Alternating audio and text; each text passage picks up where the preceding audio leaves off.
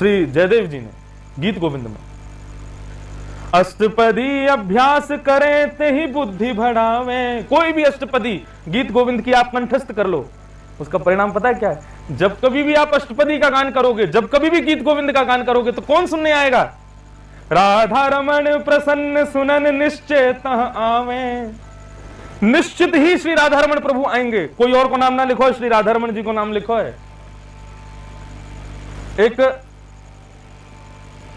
मौलवी को, एक शासन काल मुगल के एक महामंत्री थे, उनको जयदेव महाप्रभु का महाकाव्य गीत गोविंद के विषय में जब बताया गया तो परीक्षण करने के लिए उन्होंने अष्टपदी को याद कर लिया।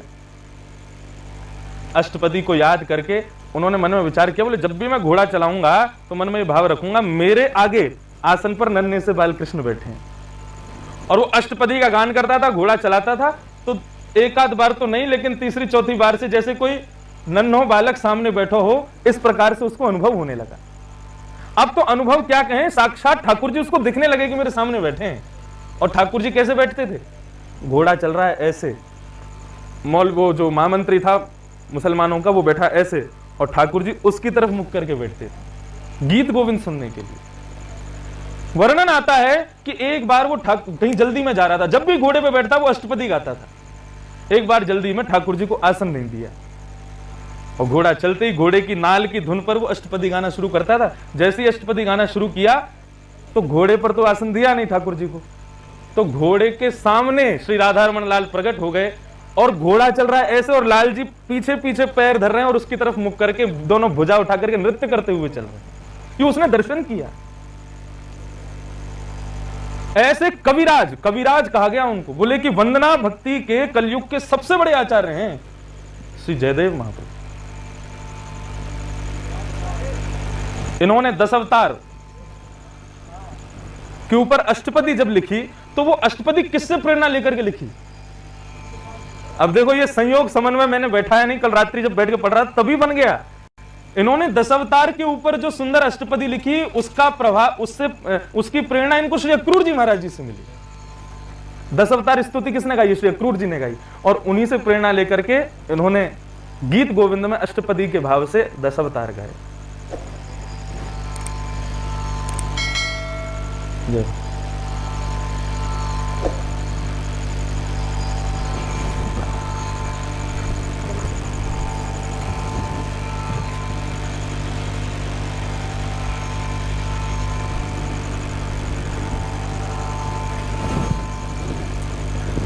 श्री वृंदावन बिहारी लाल की। जब इस अष्टपदी को लिख रहे थे श्री जयदेव जी,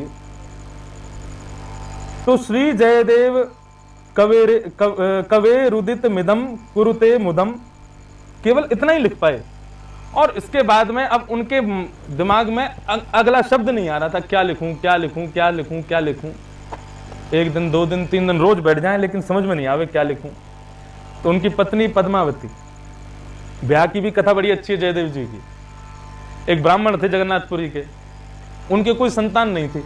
उन्होंने जगन्नाथ प्रभु से जाकर के प्रार्थना की, प्रभु यदि मुझे संतान होगी तो पहली संतान आपकी सेवा में, मैं आपको समर्पित कर दूंगा।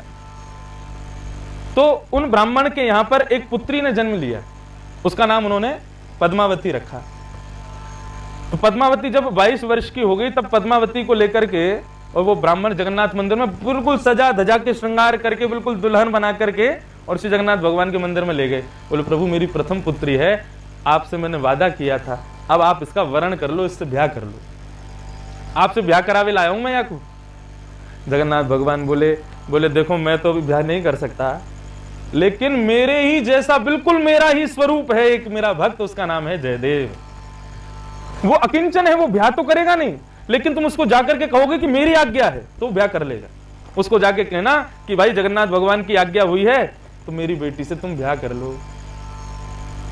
जगन्नाथ भगवान की आज्ञा मान के ब्राह्मण अपनी बेटी को लेकर के जयदेव जी जहां विराज रहे थे वहां गए, और जाकर के जयदेव प्रभु से प्रार्थना की। बोले प्रभु आप मेरी बेटी का वरण करो, जगन्नाथ जी की आज्ञा है। जयदेव बोले मेरी भक्ति में जिस कार्य को करने से थोड़ी सी भी, थोड़ा सा भी यदि किसी भी रूप में कटौती या कमी आएगी उस कार्य के लिए भगवान भी आज्ञा करेंगे तो मैं नहीं करूंगा, आप क्षमा करें, इनके लिए कोई सुयोग वर ढूंढ लें, जगन्नाथ जी की भी आज्ञा नहीं मानूंगा, मैं ब्याह नहीं करूंगा। ब्राह्मण भी हटीला, उसने कहा कि मुझे जगन्नाथ जी ने पुत्री दी है और मेरा वचन है उनको कि मैं उनकी सेवा में दूंगा, उनकी आज्ञा चाहे संसार में प्रलय आ जाए। बेटी से कहा तुम यहीं रहो जंगल में, अब तुम्हारी शरण गति सब कुछ यही है। जयदेव जी ने भले ही स्वीकार नहीं किया, लेकिन पद्मावती वहीं रहती, वो आगे वाले वृक्ष पे बैठते तो पद्मावती पीछे वाले वृक्ष पे बैठ के वहीं आसपास ही उनके रहती। अच्छा, जयदेव जी का एक नियम था, वो एक वृक्ष के नीचे एक बार भजन करते, दूसरे दिन अपना वृक्ष स्थान बदल लेते, कहीं और चले जाते। पद्मावती संगी संग चलती। तो एक दिन कुछ लिख रहे थे तो उसका चिंतन करते करते करते श्री किशोरी जी का भाव आया, और किशोरी जी के भाव में वहां लिखा था, श्री ठाकुर जी कह रहे हैं कि मेरे तो सिर का वास्तविक मुकुट श्री किशोरी जी की चरण रज है। ये भाव ठाकुर जी कह रहे हैं, मेरे मस्तिष्क का असली मुकुट क्या है? बोले श्री किशोरी जी की चरण रज है। इस भाव का जैसे ही वहां पर वर्णन हुआ तो जयदेव महाप्रभु, उनके हृदय में जाने क्या भाव आया, उन्होंने बड़े अकिंचन भाव से एक परन कुटी बनाई और श्री पद्मावती के साथ फिर निवास करने लगे। तो यही अष्टपदी लिख रहे थे। अब उस अष्टपदी में वो भाव लिखना था उनको कि ठाकुर जी कह रहे हैं मेरे सिर का मुकुट तो श्री किशोरी जी के चरणों की रज है, लेकिन उस भाव के लिए शब्द क्या हों वो शब्द नहीं समझ आ रहे थे उनको। पद्मावती से बोले देवी तुम थोड़ा विचार करो। दोनों ने विचार किया, कुछ शब्द स्थान में नहीं आया। तो जयदेव जी बोले मैं स्नान करके आता हूं, फिर देखूंगा कुछ। जयदेव जी का स्नान करने, इतने में ही श्री जगन्नाथ भगवान जयदेव जी का रूप धारण करके आ गए। पद्मावती, अरे आप आ गए स्नान करके? बोले हाँ, वो एक शब्द याद आ गया मुझे क्या लिखना चाहिए, इसलिए मैं तुरंत आ गया। लाओ जल्दी कलम लाओ, गीत गोविंद लाओ। उन्हें हाँ लो, गीत गोविंद का यही पद चल रहा था, श्री जयदेव कवेरुदिता मेदम कुरुते मुदम। अब इसके आगे का शब्द नहीं आ रहा था। जगन्नाथ भगवान ने अपने हाथ से लिखा, मंगल मुंजल गीतम जय जय देव हरे, मंगल मंजुल गीतम जय जय देव हरे। तो ये वो गीत गोविंद है जिसमें हस्ताक्षर नहीं है भगवान के, स्वयं भगवान ने पद लिखे हैं श्री जयदेव जी के साथ में। तो इस कलिकाल में वंदन भक्ति के आचार्य श्री जयदेव महाप्रभु अलौकिक अद्वितीय, जिन पर श्री ठाकुर जी की विशेष कृपा रही, ऐसे श्री जयदेव जी को हम श्री बारंबार प्रणाम करते हैं। उनके गीत गोविंद भी आज श्री यमुना जी के पुलिन पर सहजा भाव से ही प्रकट हो गया, और श्री राधा रमन लाल निश्चित ही पधारे। अब सुनकर के वापस गए, मंगला होगी, अब तुरंत भाग गए, बोले कि मैं जा रहा हूं, लेट कर दिया तुमने। ऐसे गीत गोविंद महाकाव्य को हम बारंबार प्रणाम करते हैं। और कभी अवसर मिलेगा, मैं संकल्पबद्ध नहीं हूं, यमुना जी सबके मनोरथ पूर्ण करती हैं, उनका विशेष भाव है वो मनोरथ पूर्ण करती हैं। मैंने एक मनोरथ तो ले ही लिया है कि अधिकतर कथा ब्रह्म मुहूर्त में हूं, उसका मैं प्रयास करूंगा, संकल्प नहीं ले रहा हूं। जब तक, कम से कम जब तक ये महामारी का काल चल रहा है तब तक तो जो भी कथा हूं ब्रह्म मुहूर्त में हूं, भीड़ भाड़ तो बुलानी नहीं है, तो ब्रह्म मुहूर्त में हो, वृंदावन में हो या कहीं भी हो, ब्रह्म मुहूर्त में हो।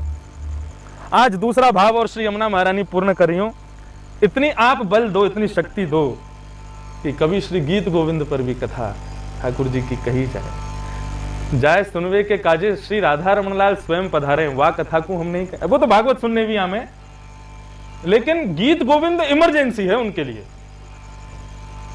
वो उनके लिए वो इमरजेंसी कॉल है, वो तो करना ही पड़े, उसके लिए तो भागेंगे वो, चाहे 100 काम छोड़। जगन्नाथपुरी में नियम भी है, आप हर समय गीत गोविंद का पाठ नहीं कर सकते, बोले ठाकुर जी को कष्ट होता है। अब ठाकुर जी को भोग आरोग रहे हैं, अब तुम गीत गोविंद गा रहे हो, बेचारियों कहेंगे मुख खान दे भैया, मैं बंधा हुआ हूं इससे, मैं आ ही जाऊंगा वहां पर। लेकिन हमने समय से पूरा कर दिया और राधारमन जी बैठ गए, अब मंगला है रही होगी, बढ़िया सुंदर पहुंच गए, आज उनको भी दिन मंगल होगा गीत गोविंद सुबह सुबह सुने। तो ऐसे महाकवि कविराज श्री जयदेव जी को हम प्रणाम करते हैं, जो कि कलयुग में वंदन भक्ति के आचार्य। इनकी जो 10 अवतार स्तुति, उसको भी आज हम प्रयास करेंगे गांव में, क्योंकि जब अक्रूर जी 10 अवतार गाते हैं, उसी से इन्होंने प्रेरणा लेकर के 10 अवतार गाए हैं, तो वो भाव रखेंगे। तो बंधुओं, आज के जो विषय है श्री वंदन भक्ति के आचार्य श्री अक्रूर जी महाराज। कथा कहां से प्रारंभ होगी? भगवान रासव विहार करके समस्त गोपांगनाओं को सुख प्रदान कर चुके हैं। कंस ने अनंत प्रयास कर लिए ठाकुर जी को वृंदावन भेज भेज करके राक्षसों को, लेकिन कोई भी बाल बांका नहीं कर सका। कंस ने मन में विचार किया, जिस कार्य को करने में सिद्धि ना मिल रही हो तो कार्य नहीं छोड़ना चाहिए। तो सीखो कंस से भी कुछ। जिस कार्य को करने में कार्य में सिद्धता नहीं मिल रही हो, कार्य नहीं छोड़ना चाहिए, कार्य करने का तरीका बदल देना चाहिए। एक आम का सुंदर पेड़ लगा था, बालक जाते और कंकड़ पत्थर फेंकते, वहां में से आम गिर जाए, नहीं गिरते, छोड़ के चले जाते। लेकिन एक बालक वहां पर गया, उसने कंकड़ पत्थर मार मार करके खूब आम गिराने की कोशिश की, नहीं गिरे तो दूर उसने एक सिड्डी देखी, लेकर के आया, चढ़ गया, ऊपर से आम तोड़ के खा लिए। तो बगीचे के मालिक ने आकर के पहले तो नीचे बुलाया, बोले अब हमारी धुनाई होगी। धुनाई तो हुई नहीं, नीचे आती उसके पांव पूजे। एक समझने वाली बात। उसने कहा कि मैं तुमसे बड़ा प्रभावित हूं। क्यों?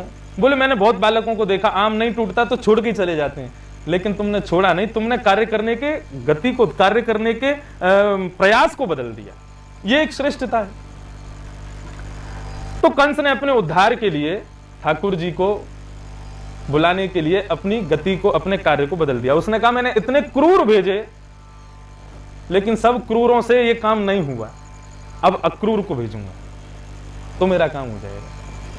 पूतना, अघासुर, बकासुर, धेनुकासुर, इतने बड़े बड़े राक्षस क्रूर भेजे, लेकिन कोई काम नहीं बना, अब तो अक्रूर जाएगा। अक्रूर जी को बुलाया। कंस के शासन से सभी यदुवंशी लगभग भाग चुके थे, लेकिन अक्रूर जी पता नहीं कैसे रह गए मथुरा में। ये कंस के मुख्यमंत्री हैं। प्रधानमंत्री कौन है? प्रधानमंत्री अभी पढ़ने के लिए गए हुए हैं। कंस के काल में प्रधानमंत्री अध्ययन कर रहे थे। कौन? श्री उद्धव जी महाराज। वो कब आए? जब ठाकुर जी आ गए। तो ये मुख्यमंत्री हैं महाराज कंस के। कंस ने इनको बुलाया और बुला करके कहा कि अब तुमको कल ब्रजमंडल जाना है, वृंदावन जाना है। अक्रूर जी बोले वृंदावन जाके क्या करना है? बोले नंद के लाला यशोदा के पुत्र कृष्ण और बलराम को लेकर के मथुरा आना है। अक्रूर जी बोले महाराज आप क्या करेंगे? कंस कहने लगा, बोले करूंगा तो मैं वध उनका, उनको नष्ट करूंगा। यहां मैंने धनुर्यज्ञ का कार्यक्रम किया है, धनुर्यज्ञ के कार्यक्रम का बहाना लगा देना और यदुवंशियों की पुरी, मथुरापुरी दर्शन कराने का बहाना बना करके दोनों बालकों को ले आओ। लेकिन वास्तविकता यह है, ना तो धनुर्यज्ञ का दर्शन वो कर पाएंगे, ना मथुरापुरी का, उनका तो मैं वध करूंगा, इसलिए बुला रहा हूं। तब अक्रूर जी ने कंस को समझाया। मुख्यमंत्री, मंत्री का मतलब क्या होता है? जो सुंदर मंत्रणा करे। राजा भले ही गलत हो, उसका सही गलत का भाव उसके सामने प्रस्तुत करे, मानना ना मानना राजा की बात है, लेकिन मंत्री सही बताएगा। अक्रूर जी कह रहे हैं राजन्मनीषितं सध्यक तस्वावद्यमार्जनम सिद्ध सिद्ध्यो समम कुर्यात् दैवम ही फलदायकम। हे राजन कंस, सीखने योग्य बात। मानव के हाथ में कर्म है, फल नहीं है। भगवान कहते हैं कि मैंने तुमको कर्म का अधिकारी बनाया है, फल का अधिकारी, फल के अधिकारी तुम नहीं हो, फल देने का अधिकार मेरे हाथ में। इसलिए राजन, मानव की श्रेष्ठता किसमें है कि वो केवल कर्म में अपना 100% दे, 100% कर्म में लगा दे। फल देव देते हैं, देवम ही फलदायकम, फल साधनम। हमारे हाथ में नहीं है फल। आप तो केवल कर्म करो, आप तो केवल परिश्रम करो, आपका जो भी मनोरथ है आपका, आप उसके प्रति आप अपना विचार करो। लेकिन आप जो ये बात कह रहे हो ना कि मैं उनको यहां बुला करके मार दूंगा, मतलब आपको फल भी पता कि आप मार ही दोगे, ऐसा मत कहिए। परिणाम क्या होगा ये तो समय बताएगा, फल तो देव देते हैं, आप तो केवल अपना मनोरथ जो है उसको सिद्ध कीजिए। अक्रूर जी महाराज से कंस बोला ज्यादा मुझको ज्ञान मत दो, तुमसे केवल जितना कहा जा रहा है उतना करो। वृंदावन जाओ, जाकर के नंद और यशोदा के पुत्रों को लेकर के यहां मथुरा ले आओ। अक्रूर जी सोचने लगे। देखो वंदन भक्ति के जो जैसे होता है ना कि वात पित्त और कफ, तीन प्रकार की मानवों की अंदर की उसको क्या बोलते हैं, वृत्ति होती है। किसी का बात होता है, किसी का पित्त होता है, किसी का कफ होता है ना। किसी को बहुत जल्दी जुकाम हो जाता है, किसी को अजीब अजीब डकारें आती हैं आदि, सबके वो अलग अलग रहते हैं। ऐसे ही भक्त जितने भी होते हैं उन सबकी रुचियां अलग अलग होती हैं। किसी को रुचि सेवा में बहुत है, किसी को रुचि तीर्थ यात्रा में बहुत है, किसी को रुचि कथा में बहुत है, किसी को रुचि नए नए पदों को ठाकुर जी को सुनाने में बहुत है, और किसी किसी को सब में ही रुचि है। जैसे हम तो सब करवा लो, सेवा करवा लो, कथा करवा लो, गब्बा लो, और सही बताऊं नचवा लो, ठाकुर जी के सामने नृत्य भी कर लें और खूब घुमवा लो। ये तो लॉकडाउन में 4 महीना कैसे बैठ गया हूं मैं, नहीं तो मैं 1 सेकंड रुकता नहीं हूं घर पे। लाल जी और हमारे एक बैग तो गाड़ी में रखे ही रहे, और अब तो पहले अकेले घूमता, अब ये और घूमे संग में। तो किसी किसी की सब में रुचि होती है, लेकिन किसी किसी भक्त की एक विशेष वस्तु में रुचि होती है, और वो वस्तु कहीं से भी मिले वो उस पर पहुंच ही जाता है, भौरे की तरह। तो वंदन भक्ति के जो भी प्रिय होते हैं, जिनको वंदना में बहुत प्रिय होते हैं, वे आपस में वे सबसे ज्यादा वार्तालाप खुद से ही करते हैं। ऐसा होगा कि नहीं होगा, ऐसा होगा कि नहीं होगा, ऐसा होगा। तो श्री अक्रूर जी महाराज का आप पूरा अभी विषय पढ़ेंगे, यहां यही है। अक्रूर जी बार बार खुद से ही प्रश्न करते हैं और खुद ही समाधान कर देते हैं। ये वंदन भक्ति के आचार्य का गुण होता है, वो खुद से ही वार्तालाप करता रहता है। राधा रमणम हरे हरे, जब इस पद को थोड़ा लिखने मात्र की कोशिश की उखड़ा में, बंगाल की कथा में आप थे साथ में, तो वहां बस इच्छा थी राधा रमण जी को कुछ लिख के सुनाना है। तो मैं कथा करने जा रहा हूं, कमरे में बैठा हूं, अपना रियाज कर रहा हूं, अध्ययन कर रहा हूं, तो मैंने अनुभव किया कि मैं स्वयं से बहुत चर्चाएं करता था। ना यार ये शब्द बढ़िया ना लग रहा, या की जगह ये शब्द रखो, ये भाव बढ़िया ना लग रहा, या की जगह ये भाव रखो। अरे नहीं, ऐसे करेंगे तो राधा रमन जी को सुख तो मिलेगा ना। अरे कहीं या भाव को सुन के दुखी नहीं है जाए, नहीं इसको ऐसे करो, ऐसे खुद से चर्चाएं चलती थी। और वही भाव जब मेरा था तो मुझे कब अनुभव हुआ, जब मैंने श्री अक्रूर जी का भाव पढ़ा। बोले कि अरे ये तो बिल्कुल ऐसा ही होता है।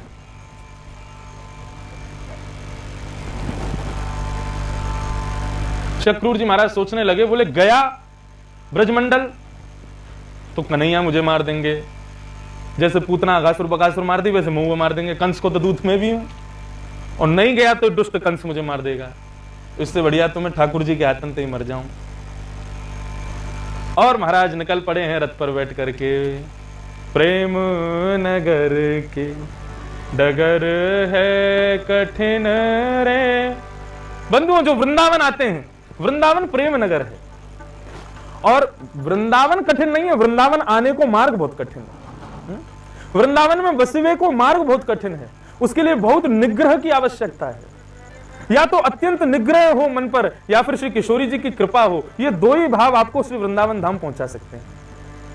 बटो ही न करना अंधेरा, पग बढ़ा हो न जाए अंधेरा, पग बढ़ा हो न जाए अंधेरा।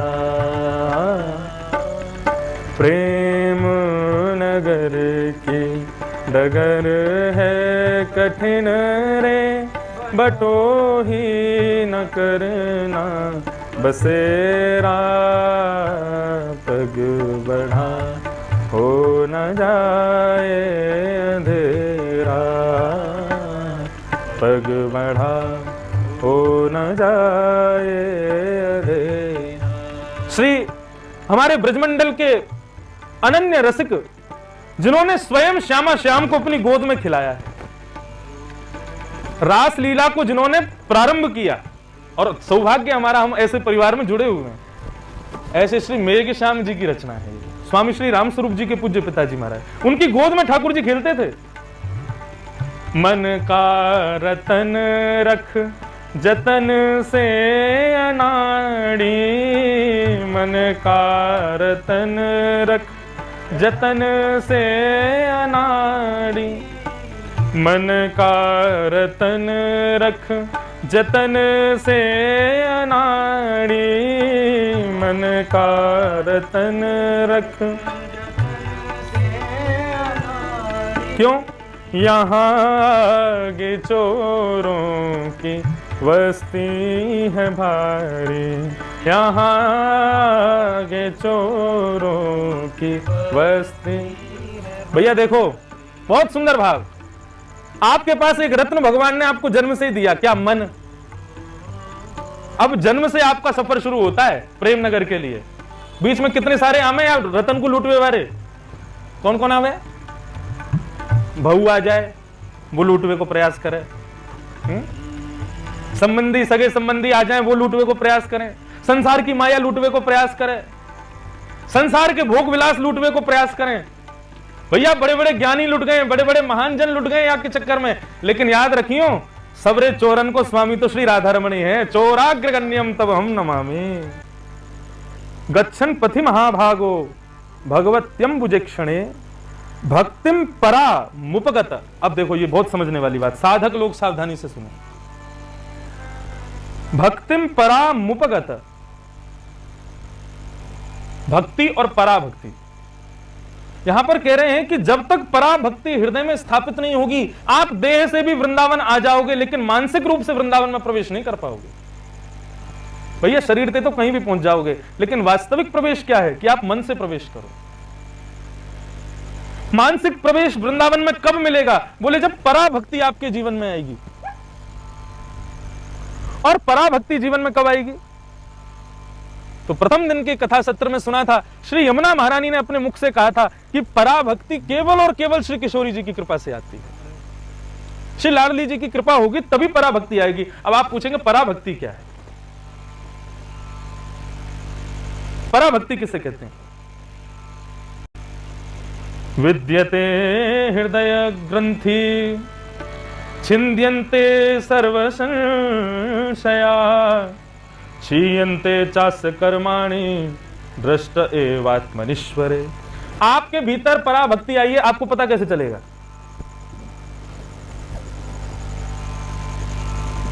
ब्रह्म मुहूर्त में कथा करवे में आनंद, कथा बारे तो बहुत आवे, सुनवे बारे इनके कभी कभी मुखमंडल देखू ना, कोई तो यूं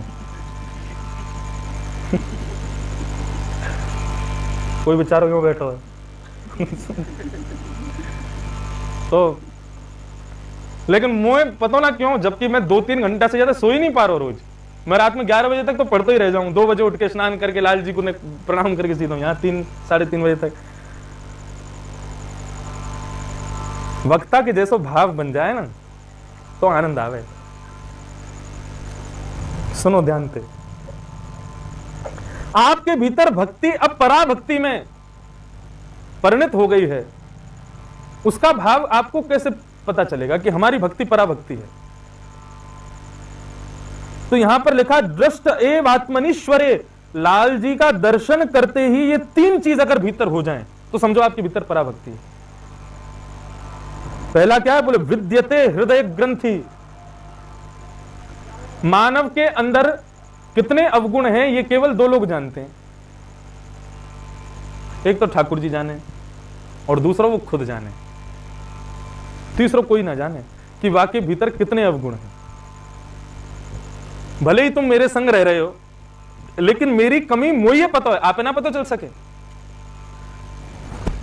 तो ठाकुर जी का दर्शन करते ही आपके भीतर जो अवगुण हैं वो तुरंत आपके सामने प्रस्तुत हो जाएं, और लाल जी का दर्शन करते ही उन अवगुणों को नष्ट करने की संकल्प शैली हृदय में प्रकट हो जाए, तो समझो पराभक्ति प्रारंभ हो रही है।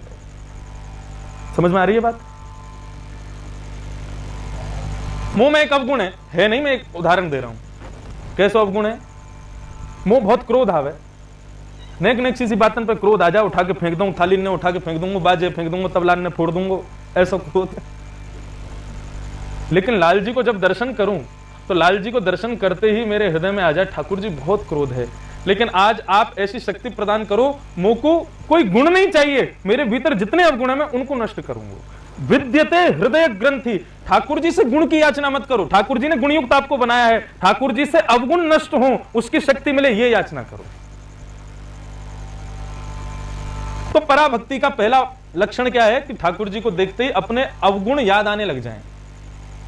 कौन कुटिल खल कामी मौसम, कौन कुटिल खल कामी, जो तन दियो ताहि बिसरायो, जो तन दियो ताहि बिसरायो, ऐसो नमक हरामी मौसम, कौन कुटिल खल काम।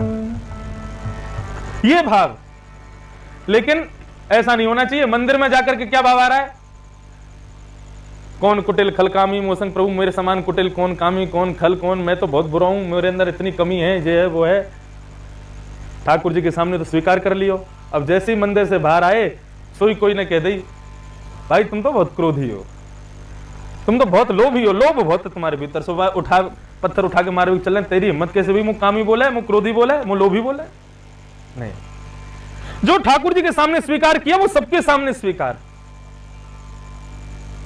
तो समझो पराभक्ति प्रारंभ हो रही है। दूसरा क्या है?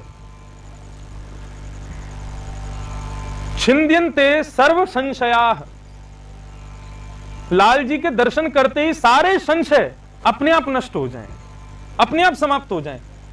जितने संशय, जितने उड़ाव चढ़ाव हृदय में चल रहे हैं, उन सबका प्रत्युत्तर ठाकुर जी के दर्शन करने मात्र से मिल जाए, समझो पराभक्ति प्रारंभ हो रही है। और तीसरा भाव क्या है? क्षीयन्ते चास्य कर्माणि, बहुत विशेष बात है। अपने द्वारा किए गए किसी भी विशिष्ट भक्ति प्रणाली के कर्म को करने के बाद में खुद उसका श्रेय ले लेते हैं ना लोग, मैंने किया, मैंने कराया, मुझसे हुआ। इसका नाश जिस दिन हो जाए, नहीं मेरा तो मैं तो कर ही नहीं सकता।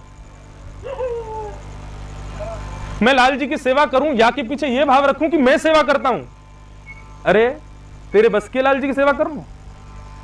देवकी के यहां जन्म लियो, लेकिन देवकी के भी वश में नहीं रहे, जन्मदात्री मां को भी छोड़ के चले गए, जाके वश में ही वही के पास गए।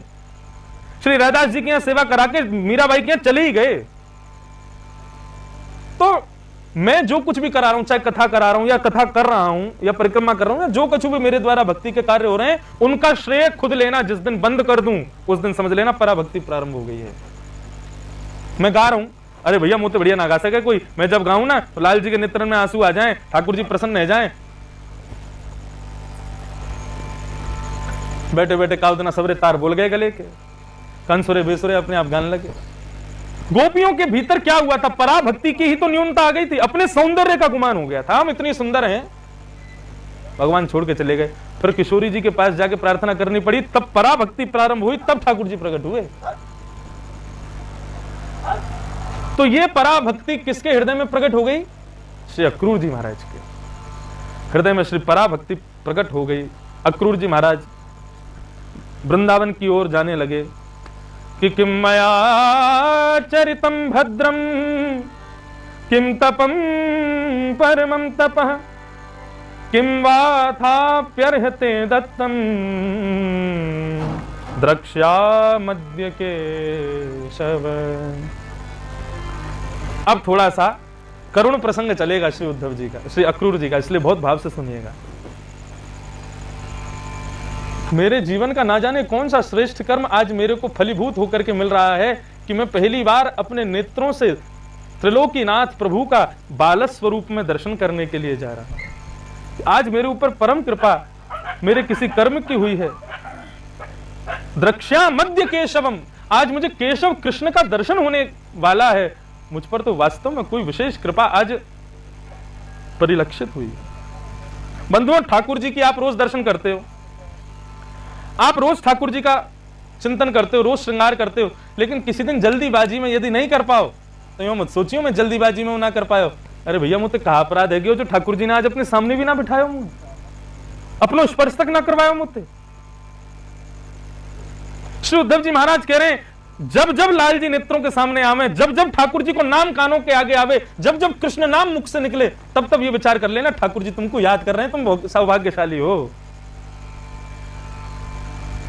सो ही सुहागन सो ही जानिए, प्रिय जाही रीझे। अगर सहजा भाव से उबासी लेते हुए भी नारायण नारायण मुख से निकल रहा है ना, तो सोचिए तुम का लाल जी को याद करो, लाल जी तुमको याद कर रहे हैं। कहीं सहजा भाव से कहीं शॉपिंग करने ही जा रहे थे और रास्ता में कहीं कथा के 2 शब्द भी कान में पड़ गए तो सुनो लाल जी याद कर रहे हैं, नेत्र बंद करके श्री राधा रमण लाल जी की छवि को दर्शन हो जाए तो समझो लाल जी याद कर रहे हैं। और उस समय अपने सौभाग्य की बलि उतारना, खूब बलबल जइयो भैया तेरे, हम तो धन्य है गए आज लाल जी ने स्मरण किया।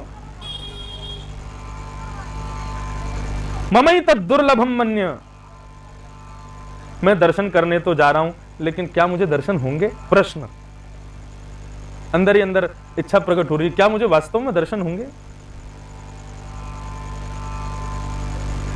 लेकिन फिर मन में विचार करते हैं नहीं नहीं, मुझे तो दर्शन जरूर होंगे। मैवं मामध्वमस्यापि सद्देवा अच्युत दर्शनम, मुझे जरूर दर्शन होंगे।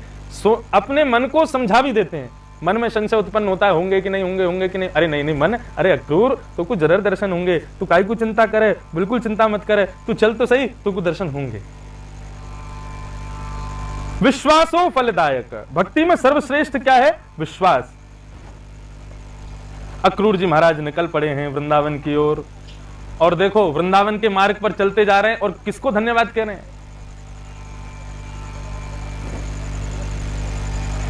नेत्रों में आंसू भरे हुए हैं श्री अक्रूर जी के, और आज रथ में बैठ करके श्री अक्रूर जी का स्मरण करते हुए, श्री भगवान का स्मरण करते हुए कंस को धन्यवाद कह रहे हैं श्री अक्रूर जी।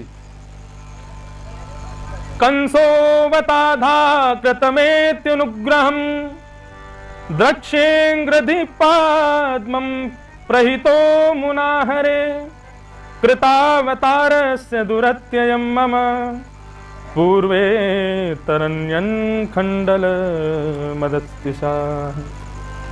आज कंस के ऊपर धन्यवाद कह रहे हैं, बोले अरे कंस तुको बार बार धन्यवाद है, तुको बार बार हम प्रणाम करें भैया, तेरी वजह से, तेरी कृपा से आज हम श्री नंद लाला को दर्शन करवे जा रहे हैं, आज श्री नंद नंदन को, केशव को, ठाकुर जी को वंदन करने जा रहे हैं। किसी के अवगुण देख करके उसकी निंदा करने से हानि आपको ही है। श्री महाराष्ट्र में एक बड़े अच्छे संत निवास करते थे, विनोबा भावे। वे विनोबा भावे कहते, उनसे किसी ने प्रश्न किया तो उत्तर के रूप में उन्होंने क्या कहा, बड़ी सुंदर बात। वे कहते हैं मानव के शरीर में प्रवेश करने के 2 द्वार होते हैं। एक है मानव से संबंध बनाने के 2 द्वार होते हैं, एक है उसके सद्गुण और एक है उसके दुर्गुण। अब मोह तुमसे संबंध मतलब तुमसे मित्रता करनी है तो तुम में 2 चीज देखूंगा मैं, सद्गुण देखूंगा और दुर्गुण देखूंगा। बोले दुर्गुण देख करके जो उस व्यक्ति का त्याग कर देता है, सद्गुण देख करके जो उससे संबंध बनाता है, दोनों के भाव कैसे स्थापित होते हैं? बोले जिस प्रकार घर में प्रवेश करने के 2 द्वार हैं, एक तो है मुख्य गेट और एक है खिड़की। खिड़की से प्रवेश करने वाला मेहमान भी क्यों ना हो, लेकिन यदि खिड़की से आएगा तो चोर माना जाएगा, और मुख्य द्वार से अंदर आने वाला भले ही चोर ही क्यों ना हो, लेकिन मुख्य द्वार से आएगा तो मेहमान माना जाएगा। इसीलिए सामने वाले मनुष्य के मुख्य द्वार हैं उसके सद्गुण और छोटी खिड़की है उसके दुर्गुण। अब तुम कहां से प्रवेश करना चाहते हो भीतर? खिड़की से प्रवेश करना चाहते हो कि मुख्य द्वार से? खिड़की से प्रवेश करोगे तो तुम चोर हो, गलती उसकी नहीं, चोर तुम में है। लेकिन यदि मुख्य द्वार से प्रवेश करोगे तो तुम मेहमान हो, तुम्हारा सत्कार होगा। श्री विनोबा भावे कहते थे निंदा किसी की नहीं करनी चाहिए, खास करके साधक प्रवृत्ति के लोगों को किसी की भी निंदा मत करो। निंदया नैद्यते धर्मम पापम लभ्यम ही केवलम अतो निंदाम न कुर्वन्ति महाभागवतम जना। भगवान के प्रिय भक्त जो होते हैं, स्पष्ट रूप से इस बात को समझ लीजिएगा, मन से, वाणी से, कर्म से किसी की भी निंदा ना हो जाए। निंदया नैद्यते धर्मम पापम लभ्यम ही केवलम। किसी की निंदा करने से धर्म नहीं होता, पापम लभ्यम ही के, पाप को पाप ही मिलेगा। अतो निंदाम न कुर्वन्ति। इसलिए हे भगवत जनों, हे भक्ति के पथिकों, एक बात याद रख लीजिए, किसी की निंदा मत करो, किसी के अपयश का गान मत करो, किसी की बुराई मत करो। जयदेव महाप्रभु एक बार किसी ब्राह्मण के यहां भोजन पाने गए। अच्छा धनाढ्य ब्राह्मण था, तो उस ब्राह्मण ने बहुत सारे सोने की मोहर उनको दक्षिणा में दी। अब दक्षिणा लेकर के जयदेव जी, ब्राह्मण थे जयदेव जी, ब्राह्मण का तो